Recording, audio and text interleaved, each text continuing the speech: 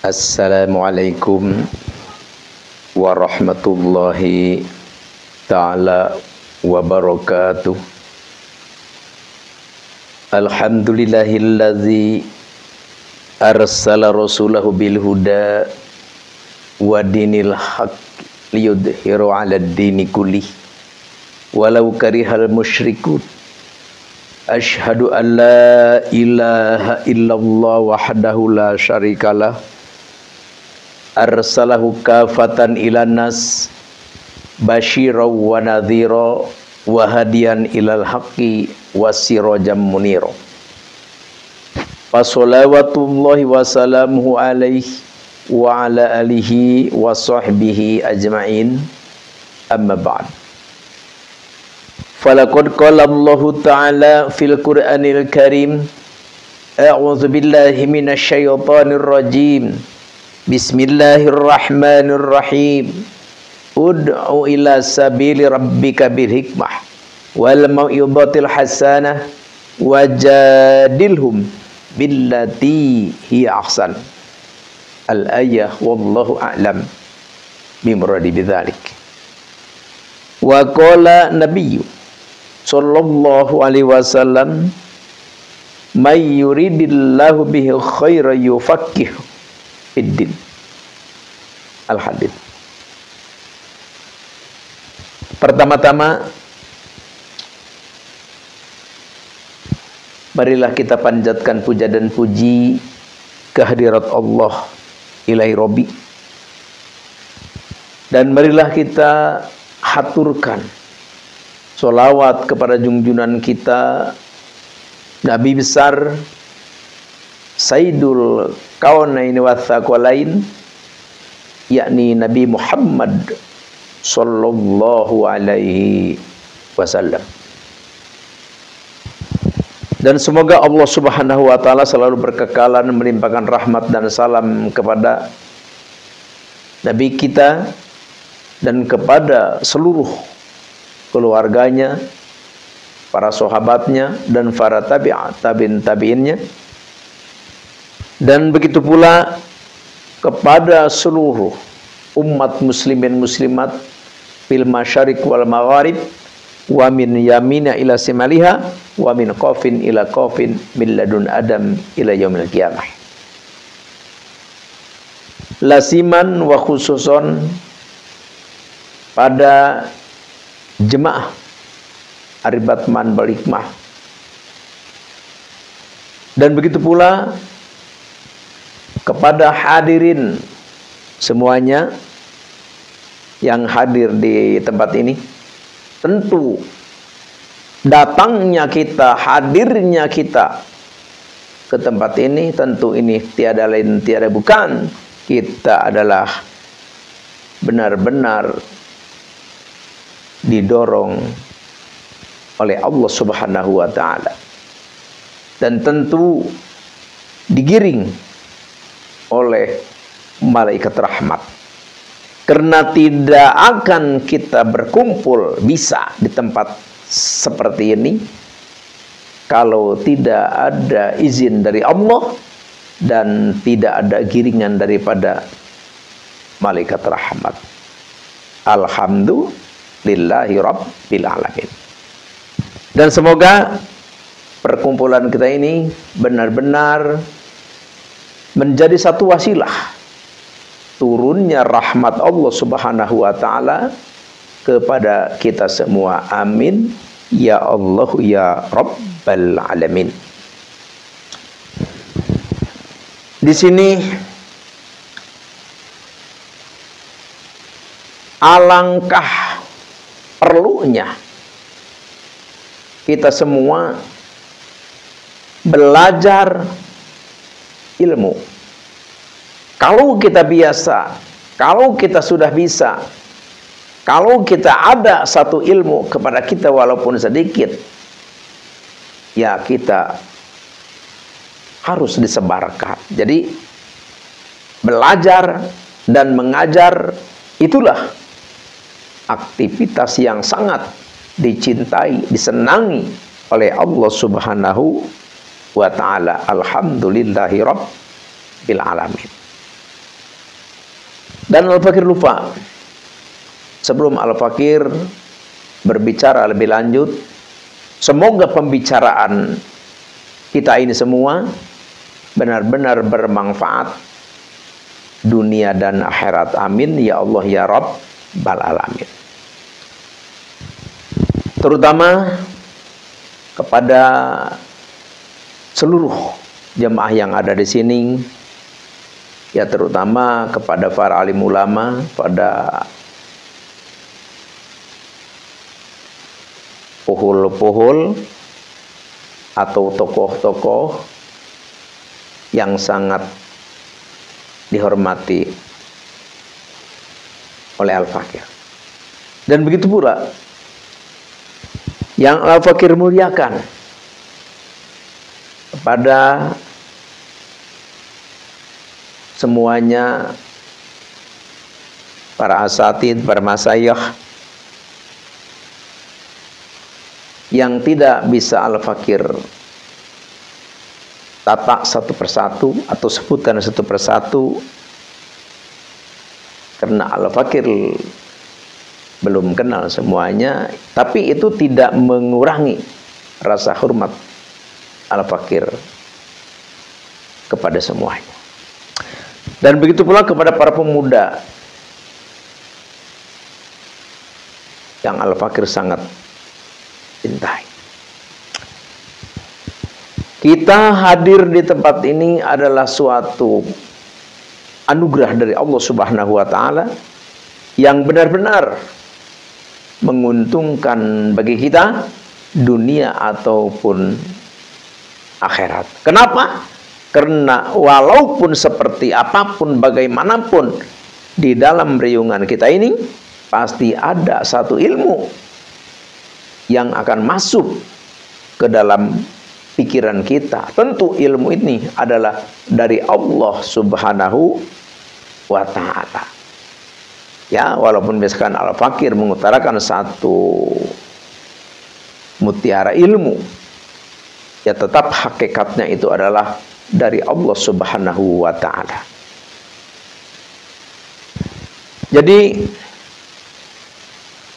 Allah Subhanahu wa ta'ala kalau berkehendak kepada seseorang, siapapun itu manusia, berkehendak apa? Berkehendak orang itu baik, kita itu baik, Anda itu baik, siapapun orang itu baik.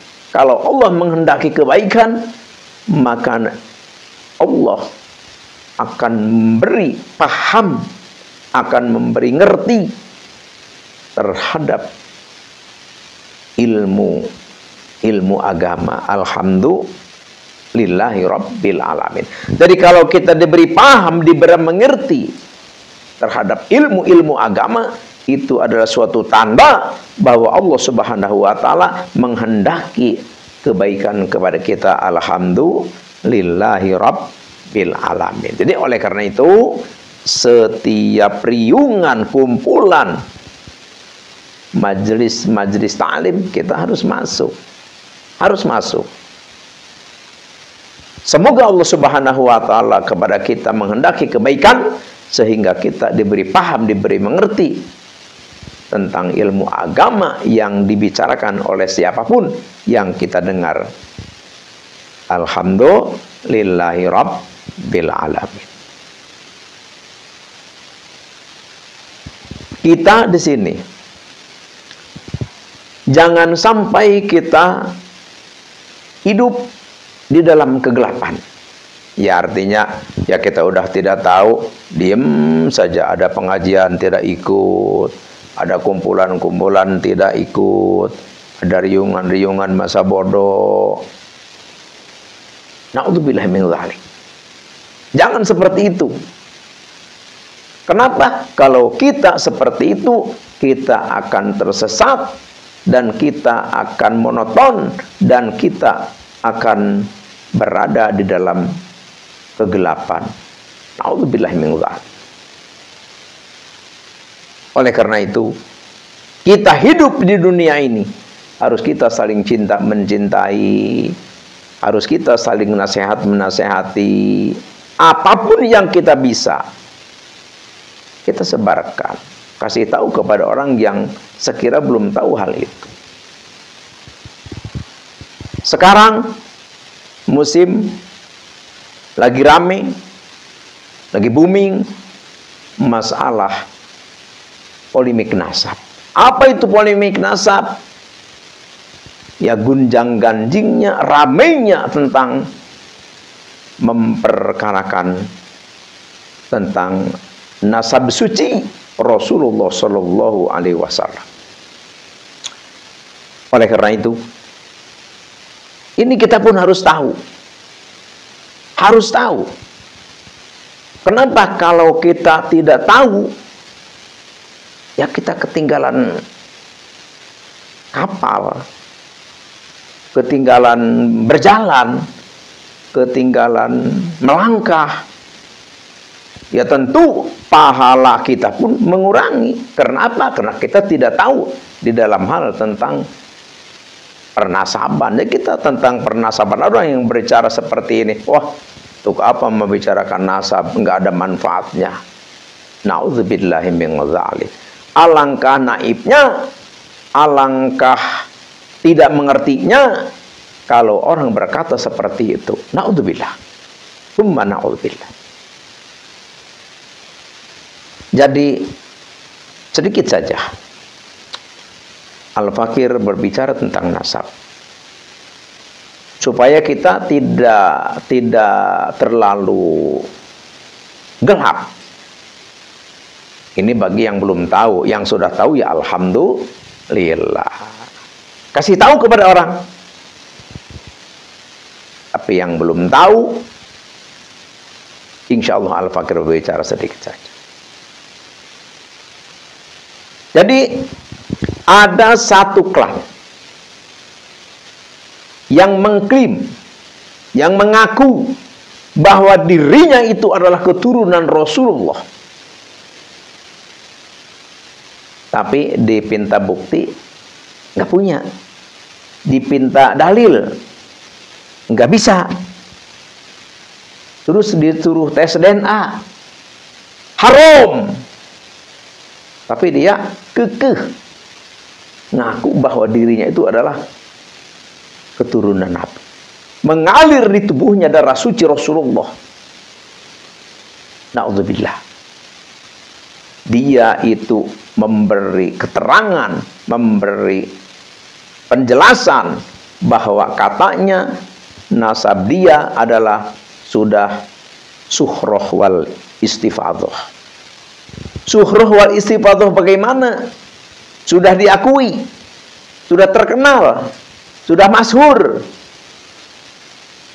Iya. Tapi terkenalnya, masyhurnya dari mulai kapan? Tuh.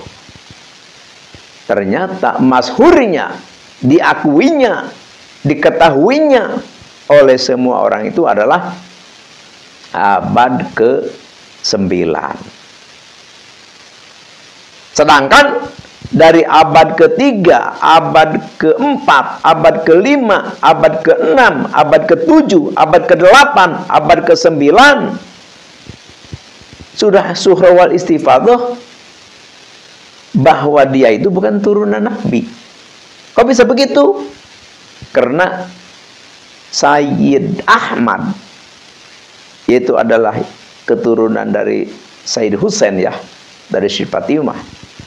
Itu anaknya cuma 3, yaitu Muhammad, Ali, dan Husain.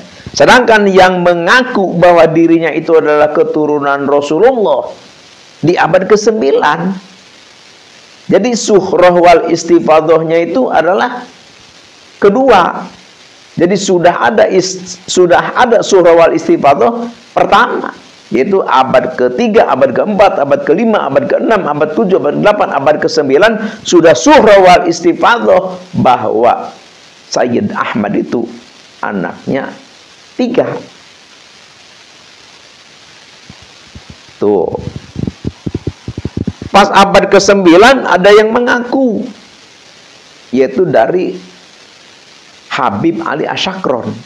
Mengaku bagaimana? Katanya keturunan dia, leluhur dia, yaitu Ubaidillah, katanya putra Said Ahmad. Jadi putra Ahmad jadi 4. Dari abad ke-3 sampai abad ke-9 adalah 3 anaknya. Pas abad ke-9 ditambah 1, jadi 4. Tapi ditanya dalilnya, ditanya keterangannya, ditanya kitabnya, nggak ada. Disuruh tes DNA, harap, nggak mau katanya, mengelak. Terus sedangkan kata Syekh Ibnu Hajar Al-Asqalani fi kitabihi Al-Jawabul Jalil, innan nasaba mimma yathbutu bisyuhra wal istifadha alla ayathbuta ma yukhalifu. Jadi suhrah wal istifadhah tetap akan gagal, tetap akan hancur kalau ada ma yukhalifu. Jadi maksudnya ini kan abad ke-9 kan katanya surah wal istifadhah katanya.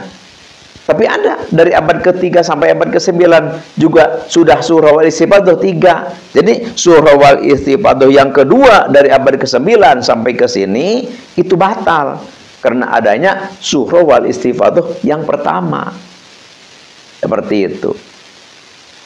Jadi surah wal istifadhah yang dipakai dalil oleh mereka itu batal karena sudah ada surah wal istifadhah tahap pertama, yang pertama. Tuh, jadi intinya apa?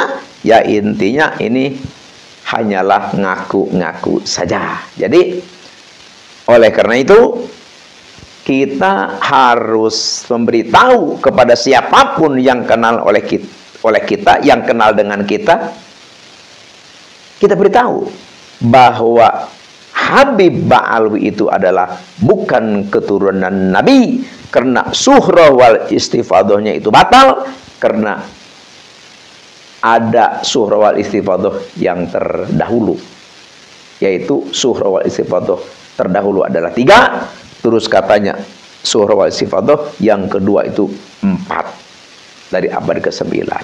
Jadi oleh karena itu jangan punya prasangka, apalagi kita meyakini bahwa Habib Ba'alwi itu adalah turunan Nabi.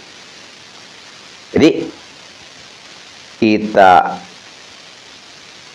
di dalam hati, kalau sebelumnya kita menganggap meyakini bahwa mereka itu adalah turunan Nabi, maka sekarang cabut dari hati kita bahwa mereka itu adalah bukan keturunan Nabi, tapi mereka adalah hanya ngaku-ngaku saja.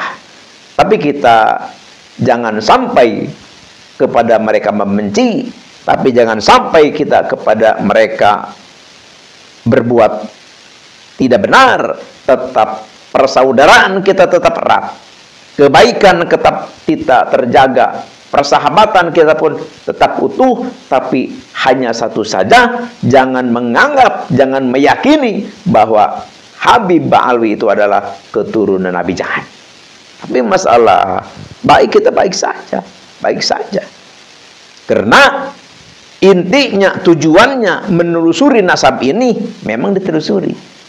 Karena memang ini sudah benar surah wal istifadhah dari ayat ke-9, tapi tuh makanya ditelusuri, oh ternyata sudah ada surah wal istifadhah terdahulu. Cuma kita tidak tahu karena oleh leluhur kita tidak diberi kitabnya. Ternyata memang kitab nasab itu adalah tidak begitu diminati oleh orang sebenarnya. Jadi makanya ulama-ulama kita di pesantren-pesantren yang nggak ada yang mengajarkan nasab. Makanya Al-Fakir juga pesantren di mana-mana gitu belum ada guru Al-Fakir yang mengaji kitab nasab. Ya mungkin untuk apalah gitu. Jadi ulama kita ya husnuzon saja, mereka mengaku turunan Nabi, ya kita husnuzon saja. Jadi Tapi kalau mengisbat nggak ada yang mengisbat. Jadi ulama kita, ulama Nusantara, memang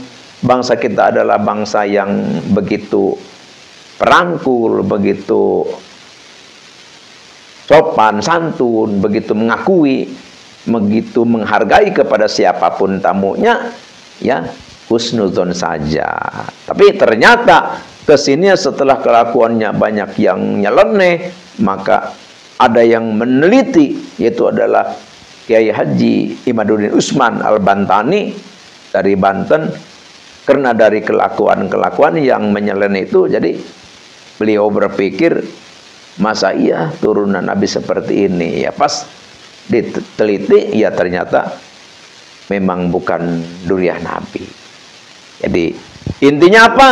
Ya intinya satu, kita jangan lengah, jangan lelah, jangan bosan untuk kita selalu belajar. Dan kedua, harus meyakini di dalam hati kita bahwa Habib Ba'alwi itu adalah bukan keturunan Nabi besar Nabi Muhammad Sallallahu Alaihi Wasallam. Hanya inilah yang Al-Fakir bisa katakan. Semoga ini bermanfaat bagi kita semua, khususnya untuk Al-Fakir.